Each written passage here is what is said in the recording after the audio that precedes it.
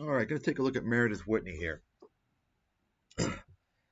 Now, you may have seen the picture of Larry Jones. We'll get to Mr. Jones here a little later.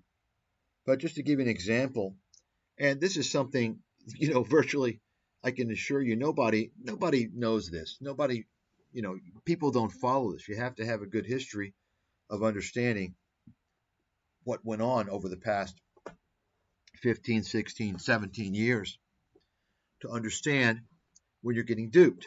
Now, CNBC, the whole media kingpin, the whole media mafia, these guys, they're always defrauding people. Now, understand this. All these YouTube investment gurus, they all watch the media. Okay? In fact, most of them they're just getting all their rambling from Cathie Wood. Cathie Wood is not only an idiot, she's a con artist. Cathie Wood is a fraud. Okay? And the reason why is because you can just go back a couple of years ago when she was claiming there's still deflation. Okay? Anyway, I'm not going to talk about her today. Obviously, she's, anyway, I'm going to educate you people. You're not going to hear this anywhere else in the world because I'm probably the top expert in uncovering media fraud, financial fraud, and not just because I've been doing it for almost 20 years, but also because of my background, my expertise in the financial markets, the capital markets, and also my desire and passion to expose the media, because the media is an absolute criminal enterprise. It seeks to deceive and defraud its audience for the benefit of its advertisers. It's the ad-based model, folks. Advertisement-based content is a scam. Okay? There's no free. If something is free, you're the sucker. You're the pigeon. Okay? You think you're getting something for free. In reality, you're getting reamed. I've been talking about this now for nearly 20 years. And I focus on the financial media because it's the most obvious to see it, because they have a pretty narrow genre, right? The topics that they talk about is pretty restricted. It's pretty easy to see the agenda there, you see. Whereas if it's just a normal network, they have all different types of topics. Anyway, I'm not going to get into that. So I saw this today. The growing crisis of young American males should send home prices falling for years or even decades. It says the Oracle of Wall Street. I mean, who's that? Is it me? I mean, I'm the guy with the leading track record in the world. It's fact. Okay? I mean, I don't know definitively, but I can tell you I don't know of anyone else that has anywhere near my track record. And I'm so confident, being a Wall Street insider, as I am, that I've put up money against that for backing that with more than, I think, 10 or 11 years, that claim. Okay? I've backed that with money. No one's ever come in front of me, because you see, when people want to make claims and talk shit, they don't want to back it with money. They just want to yap. When I make a claim about something, I back it with money. Okay? I back it with money because I'm serious. There's no screwing around. So when I see someone call someone the Oracle of Wall Street, I mean, who predicted the financial crisis? Right? Who did? You all, hopefully by now you know I did. If you don't, there's a description there with the links. And even if you see the links, most of you aren't going to understand. You're not going to even know. I have to explain it to people. I have to explain why, most people, their version, especially if they're on YouTube, I saw The Big Short. Michael Burry did. No, he didn't actually. He was a fund manager. He made a bet. He didn't tell anybody about his bet. He could have read my published books, which detailed what would happen in advance, right? You see, I'm not going to get into that. I've already covered that so many times. But so let's see who they're talking about here. The Oracle of Wall Street. Well, it's Meredith Whitney. Deemed the Oracle of Wall Street for successfully calling the financial crisis. No, she didn't, folks. This is a patented lie. This is a blatant lie. That's a fact. And I'll bet anybody in the world as much money as they want. Anybody. It's a fucking lie. The media is constantly making up claims like this. I predicted this would happen 10 years ago. I said, because I saw what was happening, I was banned by the media from the beginning because I tried to warn Main Street about the collapse. I tried to warn Main Street about Wall Street fraud. I tried to warn Main Street about why their jobs were being shipped overseas, why their incomes and wealth was being stripped from them, what was going on, the scam of free trade. I tried to warn everyone about why they were getting ripped off from the healthcare system. I exposed America completely, in addition to having predicted what would end up being the financial crisis 2 years after I wrote about it. Okay? That's why I was banned, by the way. And so I know the deal. And I can tell you right now, Meredith Whitney, let me give you a little background on Meredith Whitney. First of all, well, let me finish my thought. After I was banned and all these con artists and broken clocks and scammers and idiots were being promoted in the media, right? I said, you know what? I can tell what's going to happen. 10 years, 20 years down the road, you're going to continue to see more and more people come out of the woodwork and claim they predicted the financial crisis. Why? Because as time goes on, people are going to forget, and they're just going to trust the media. And I know the media is a criminal organization. They're completely fraudulent. They're lying all the time. And in fact, many people pay the media to get promoted, like Robert Kiyosaki. You may be wondering why he's being thrown out all over the media all the time. It's stupid. Robert Kiyosaki says, this and that. Dave Ramsey, that's all bullshit. That's PR. They're paying for that garbage, by the way, in case you all don't know that. Meredith Whitney, let me just explain. Meredith Whitney absolutely did not call the financial crisis. She's a joke. And in fact, she's trying to build her business now to lure in kind of a YouTube low-hanging fruit crowd, the retail sheep. See, before, Meredith Whitney was an analyst at CIBC, okay? She was an analyst at CIBC. She came out with the report on October 31st, 2007. Now, that was, if you might remember, that was almost exactly 1 year before the peak of the financial crisis. However, most of you, well, none of you know this, but by October 2007, the financial crisis had already begun, but nobody knew this but me. Okay, well, I'm not going to say I'm the only one. I'm sure some of the fund managers who were watching it closely also knew. But I was one of the few people to have known. Why? Because I wrote about what would happen, and I was watching things. In fact, I think it was for someone who was really on top of it, it was pretty obvious that it had begun by the summer of 2007, even though there were things before that clearly were problematic. But anyway, my point is this. Meredith Whitney wrote a report on October 31st, 2007.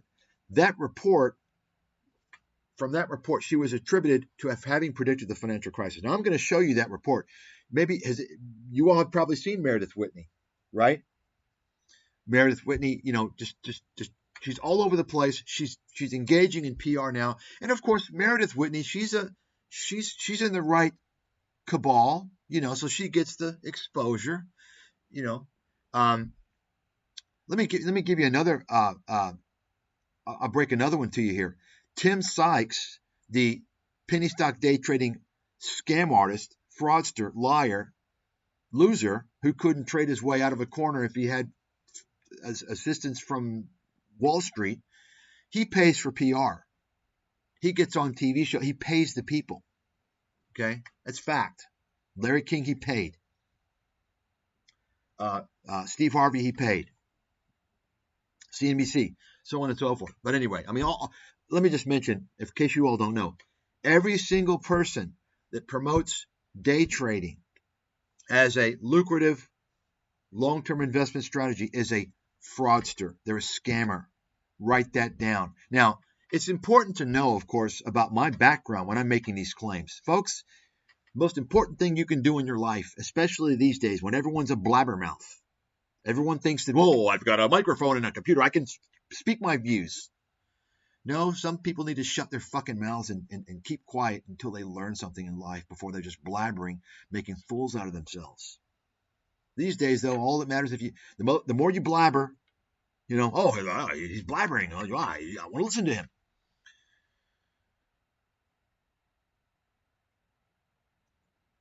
So the most important thing you need to do is understand truly who you're listening to. If you're going to listen to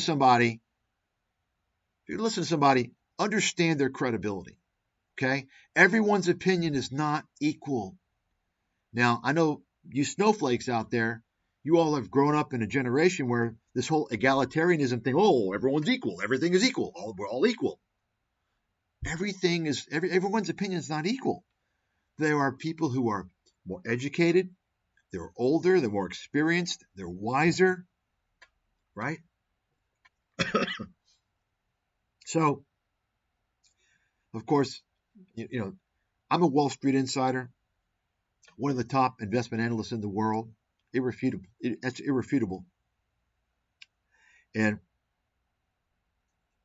I want you to remember that when you hear me make these claims, that day trading is a scam.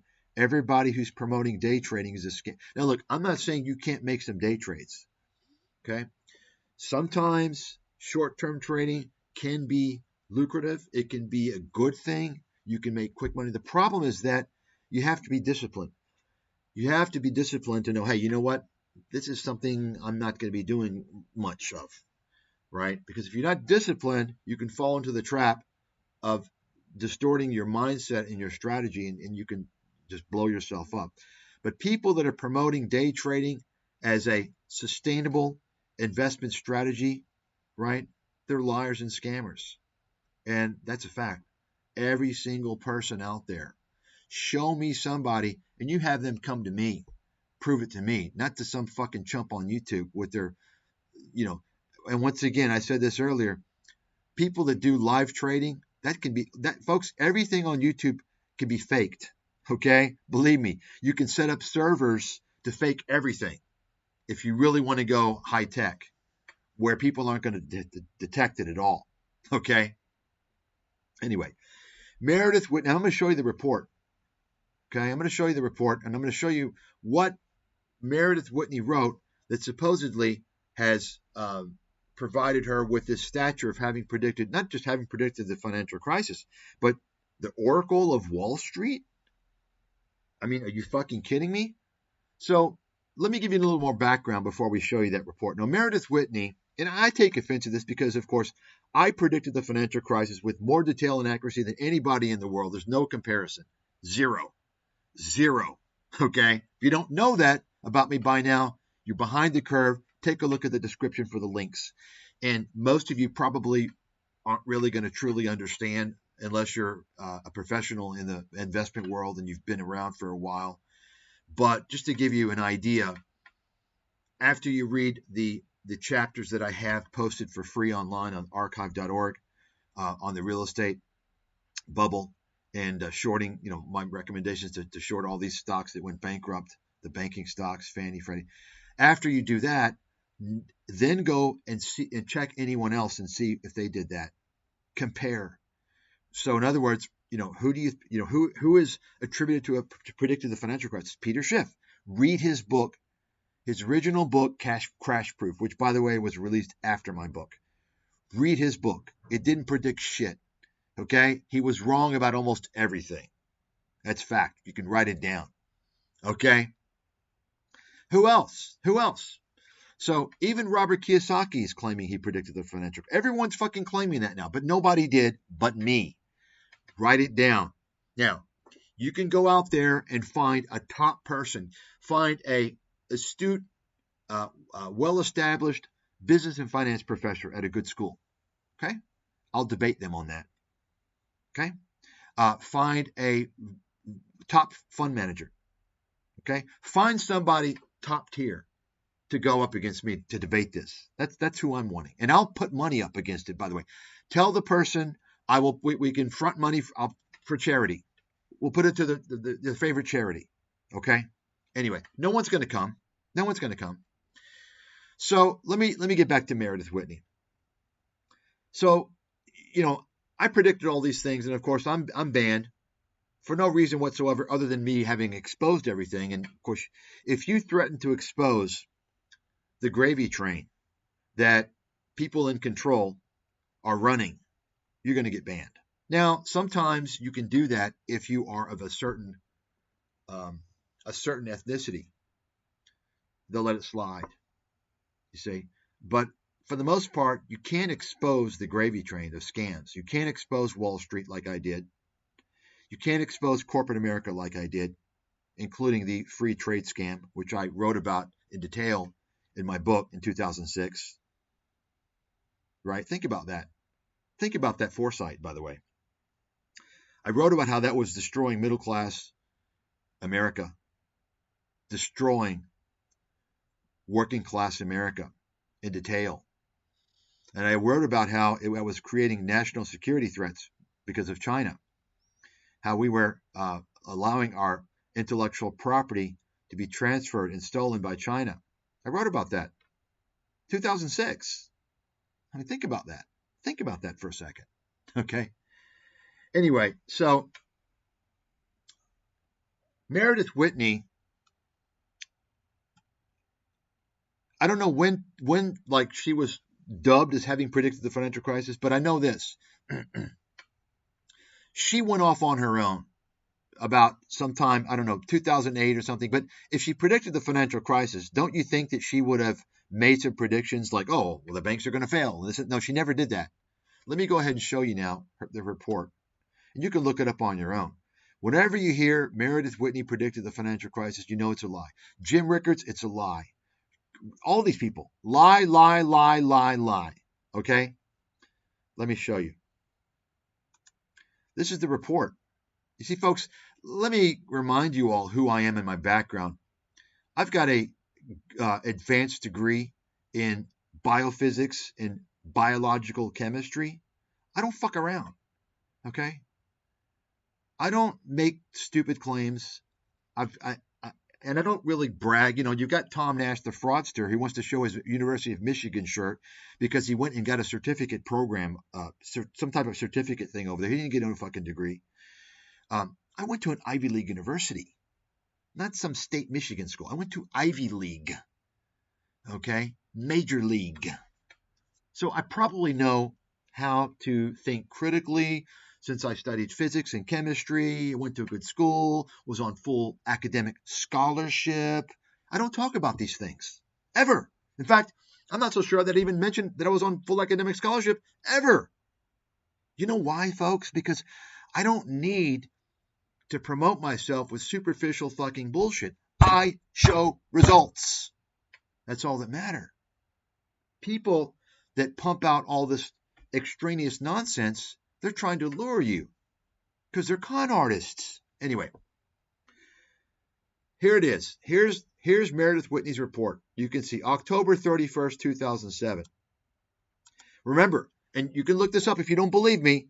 Look this up and you'll see, and some other articles you'll see, oh, well, when she predicted that Citigroup was going to cut their dividend.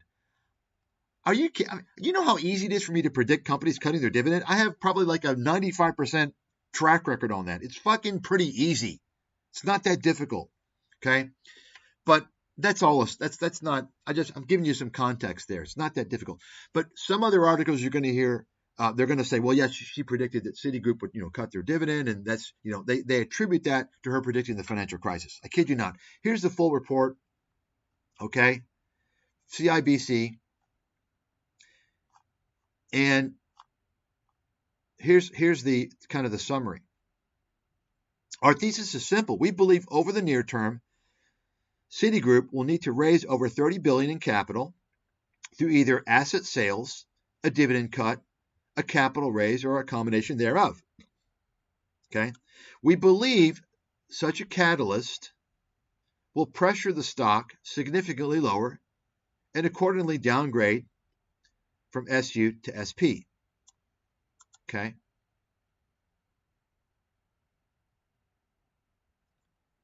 I don't know what SU and SP is.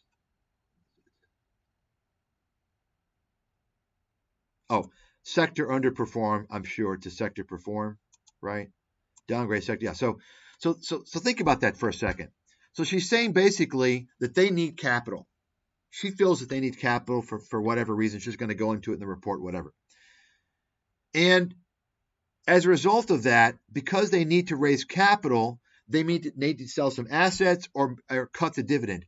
That, whatever they decide to do, cut the dividend or sell assets, that's going to cause the stock to go down. Okay? So she downgraded it from sector perform to underperform. She didn't even downgrade it to sell. I mean, did she say, we think they're going to have a financial crisis? You understand? This is what the media is using to claim she predicted the financial crisis. Are you fucking kidding me? If you think it's anywhere remotely close, you need to read my material where I actually discuss everything. I explain how Wall Street securitizes mortgages, and they go through the process and work with the credit rating agencies, and how the credit rating agencies are fucking rubber stamping it all. How there's all fraud going on. Okay? You understand? Read the shit in my description. Read those chapters, folks. So, this is it. But according to the media, Meredith, Whitney, you understand, this is fraud.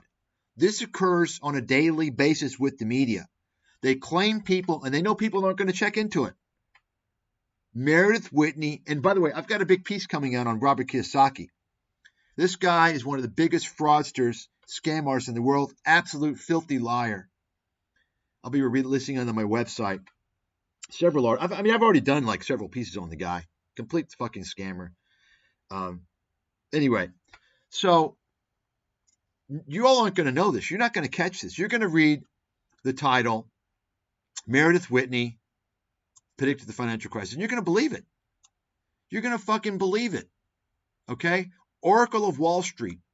So why is this fraud?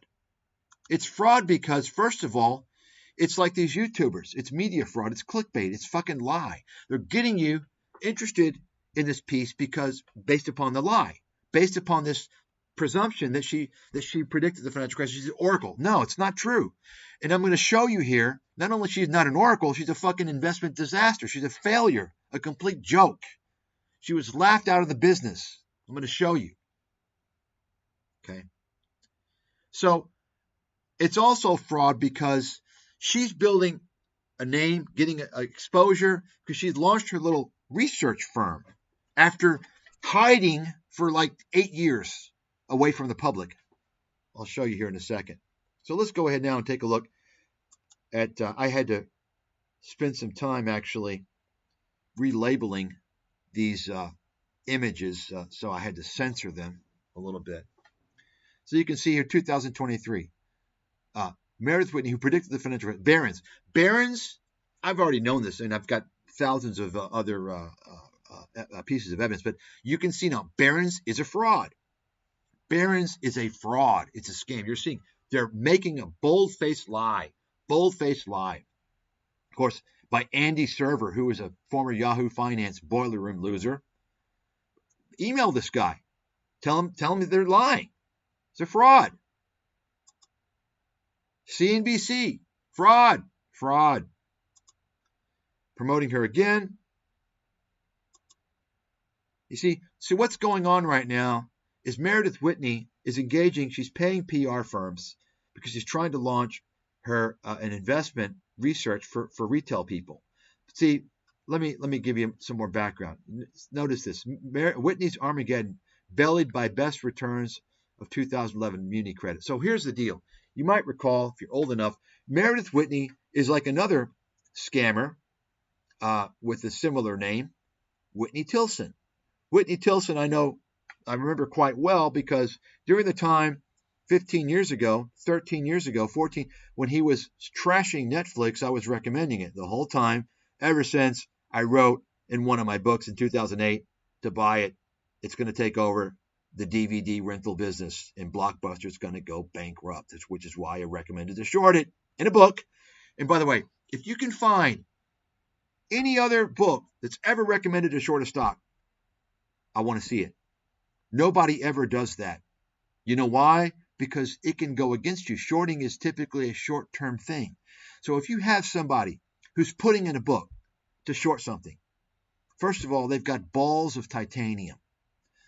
Okay. And if it pans out, they go bankrupt or near bankrupt, then they got brains that are, I don't know what. You can decide. Okay? Got it?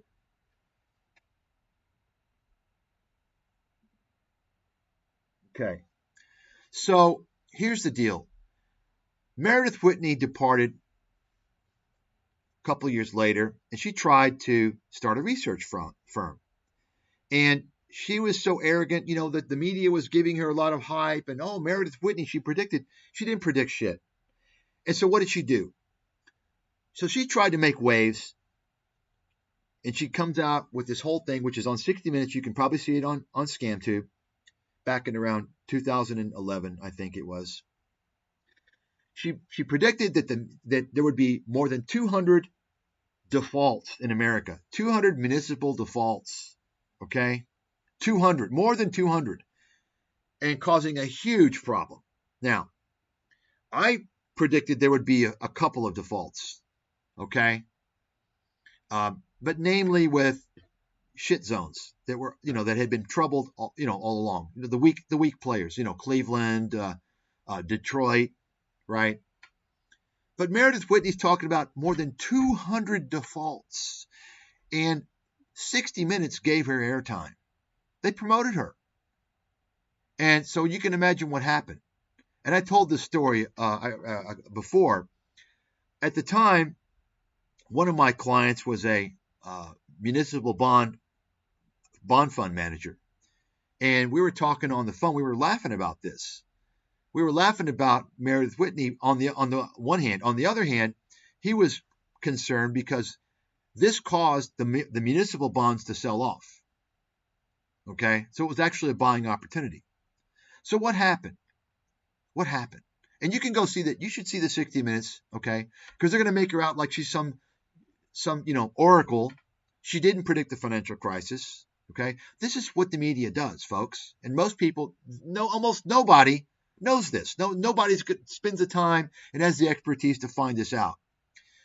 So I suggest you look into it, because looking into this, and I'm giving you, already a lot of fuel here, is you'll understand how the media works, okay?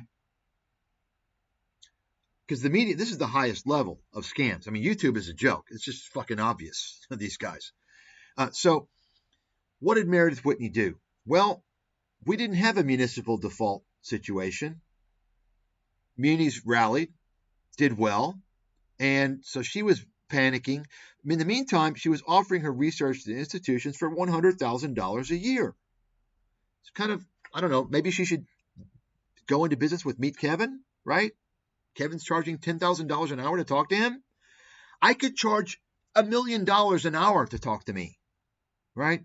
I could charge that. Think about who I am, what I've done. That's how good I am. I'm not perfect, but find someone who's better than me. Now, I'm a guy, in case you all have forgotten, I advise multi-billion-dollar funds. Okay? Now, this is not about me, though, but I have to give you some context. Anyway, so $100,000 she's charging. $100,000. That didn't go over too well.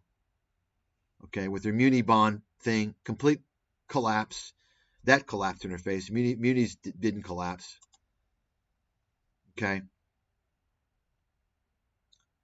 You see that? And so you can just go through and read these headlines. Meredith Whitney loses credibility as muni defaults fall 60%. So then she launched a hedge fund. So she failed with that. A couple of years later, she launched a hedge fund. That failed. And so she was done. Okay? She was done, and she basically disappeared out of the public for about 8 years. Okay? And so she's coming back now. Okay? She's coming back now, and you may have noticed She there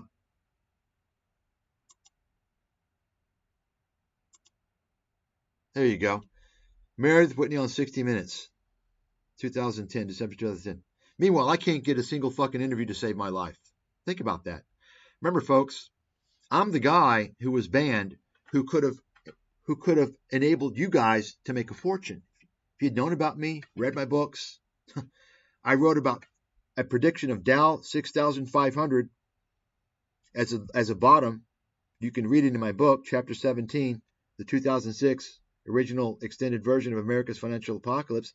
I mentioned 6,500, and March 10th, 2009, it bottomed at 6,500. And I even wrote a couple of articles, about 3 or 4 articles prior to that,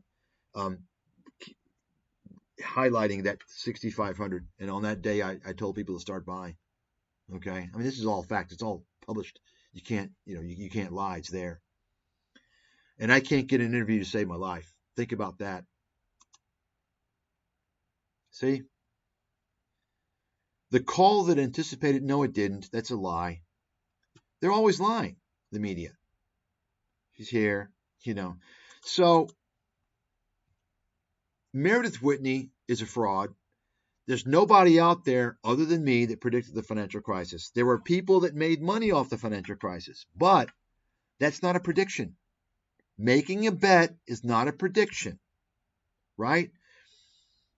You understand the difference between, if you're going to claim to have predicted something as colossal, as unprecedented as the financial crisis, which we've never seen before, anything like that, you have to present a very detailed thesis explaining a lot of things, like I did, like you can see in the chapter links in this description on my right there.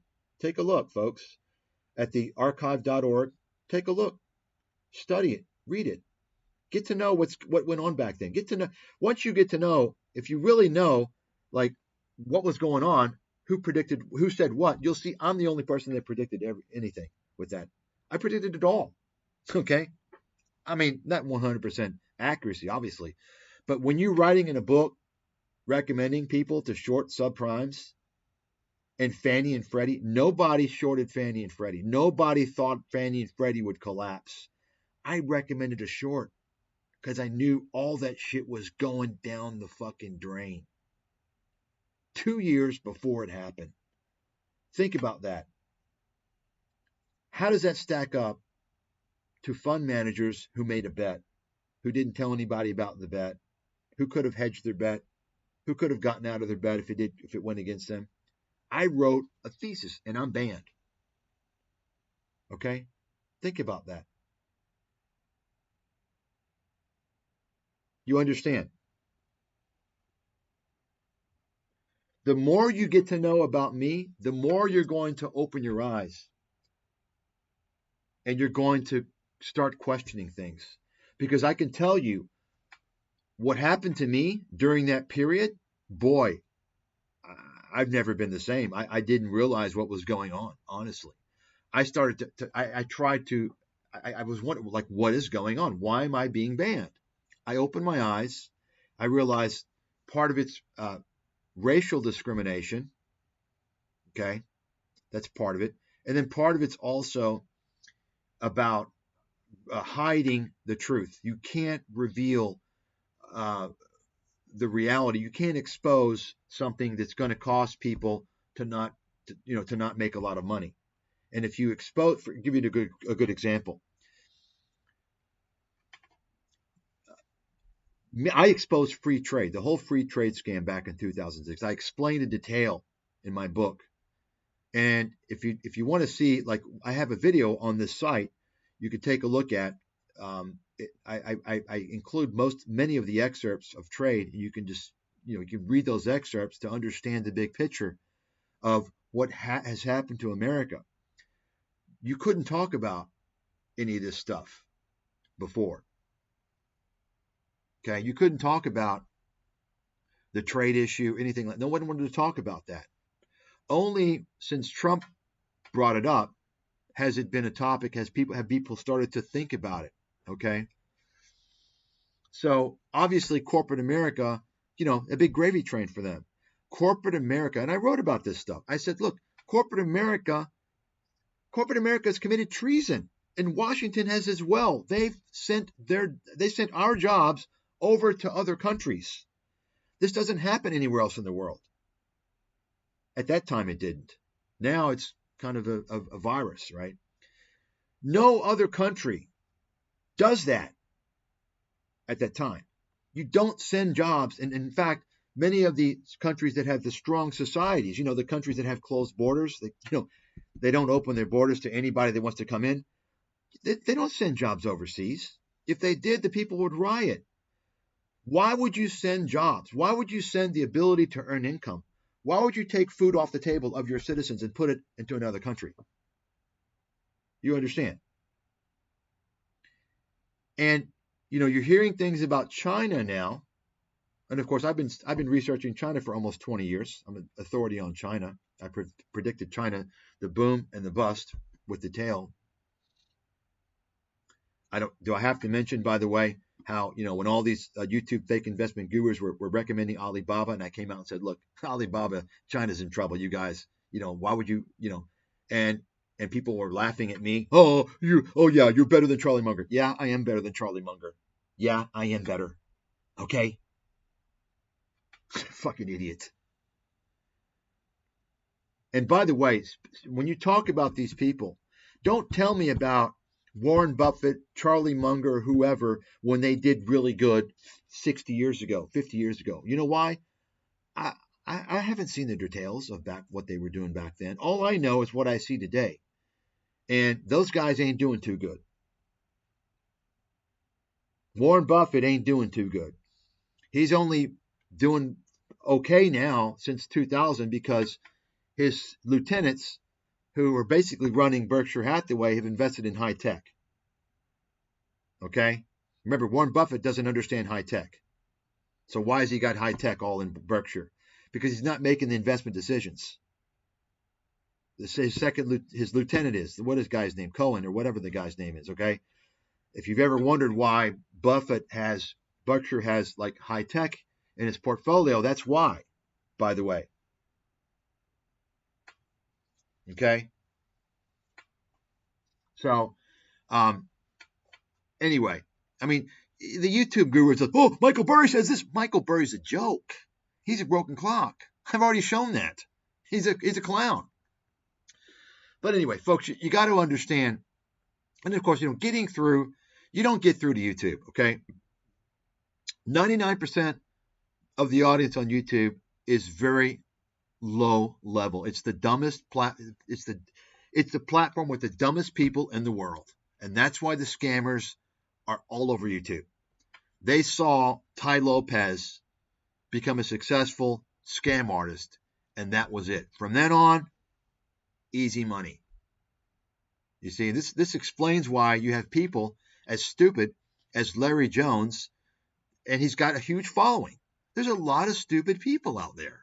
I mean, think about it. You have different levels of stupidity, right? Because why? Because there's different levels of stupidity in terms of crowds. You understand that, right?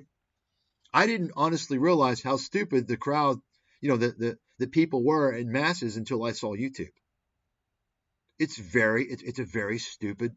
It's shocking. But anyway. So Meredith Whitney is launching her little. She's come back now, so this is why she's making the rounds. She's paying for PR, and of course, her and her former wrestler husband, they're in the gang, so they get a little special treatment. You see, she's going to be pushing her so-called research to you people, the retail crowd. You see, kind of like how Whitney Tilson. You all know Whitney Tilson. This is a guy who was going on CNBC. CNBC is a criminal network. You all know this, right? The mob, big time mob connection. But Whitney Tilson was going on. And he was, by the way, he's one of these guys that calls himself a value investor, yet he's shorting stocks. What? Excuse me? I mean, if you say you're a value investor and you're shorting stocks, you're delusional. You're mentally weird or something is wrong with you. You don't know what value investing is. And by the way, if you call yourself a value investor and you're buying tech stocks, you're not a value investor. Write that down. Value investing is not buying any stock that you want as long as it's less than its intrinsic value. That's not the definition of value investing. Anybody who claims that is a fucking idiot. Now, I'm considered a world authority in valuation, by the way. Okay? And you all know, well, maybe you don't know my track record, but I can assure you, you're not going to find anybody that can match it. I'd like to see it. I mean, where are they? Okay. Value investing, I've said this over and over again, and the reason why people, even fund managers, are deviating from value investing, they're trying to redefine it. You know why? Because value investing is dead for the most part. It's been dying a slow death ever since 2000. Okay? It's been dying a slow death ever since 2000. Because why? Because of the emergence of high tech. So what's happened is all these fund managers who claim to be value investors, I think that Google is a value investment. I'm a value investor. I'm going to buy Google. It's a value play because it's under its intrinsic value. Wrong. If you're a value investor, you're valuing stocks based upon traditional valuation methodologies, right? Value investing. Benjamin and Graham, right? Paul Gabriel, the fraudster from Everything Money, he quotes all these people. He claims he's a value investor. Oh, Howard Marks. Listen, Paul, you're a scammer. You're an idiot. You're a real estate rental boy. Get back to the fucking rentals, boy. Okay? Stop scamming people with your 8 pillars bullshit. So, let me explain. I've said this over and over again. Okay? It's funny because all these people that claim to be value investors and they cite, oh yeah, Benjamin Graham and all these value fund, these value fund managers or value investors, their heroes are, Benjamin Graham and so forth. Well, guess what? Graham and Dodd, they were teaching and investing in the 50s, in the 60s, back when there weren't high-tech stocks. Value investing means looking at valuation using methods like PE ratio, book value, dividend discount model, right? Discounted cash flow, okay? And of course, all these fake investment gurus now, they're pitching discounted cash flow. I want you to look at this is my spreadsheet. Folks, discounted cash flow cannot be used to value any of these stocks these guys are claiming to value. It's impossible. I'm telling you right now. That's fact, okay? That's fact. Discounted cash flow is for value-oriented companies that have predictable cash flows, okay? If you have a high-tech company, you have a lot of intangible assets, right? Traditional valuation methodologies don't value intangible assets. How are you going to predict cash flows from patents, from trademarks? You can't do it. Okay? You can't do it. If you want to use discounted cash flow, you can use that for companies such as, let's say, maybe something like Alcoa, companies that have they have a lot of property, plant, and equipment where the assets are tangible, where the business is easier to understand. You all follow me? How come you've never heard this? Because these guys are fucking idiots on YouTube. They have no fucking idea what they're doing. You can't use discounted cash flow. That's fraud. Okay? Now, in fact, ask yourself, do you think Wall Street comes out and does discounted cash flow valuation for a stock. Do you really think so? Well, I worked on Wall Street, and I can tell you they don't. Okay, they build models. They build models. Now, is discounted cash flow used as a part of the model? Right? As a part of the model? Yes and no. Yes and no. Okay? But these people are using discounted cash flow analysis in isolation because they're fucking frauds. They're idiots and frauds. Anyway. Okay? And you can let them all know this. Okay? I'm the big swinging dick. There ain't nobody who can fucking come close to me on YouTube. Okay? That's not even refutable. That's just I mean, come on. And by the way, why do you think Warren Buffett doesn't understand technology? Because he's a value investor, right? You got it? He doesn't understand technology because technology is a large percentage of the assets that generate the revenues are intangible assets. You all understand intangible assets. There's tangible assets and intangible assets. Tangible assets, right? Property, plant, equipment, right? And intangible assets. Patents, trademarks, right? Technology innovation, so on and so forth. Many other things, right? You all understand.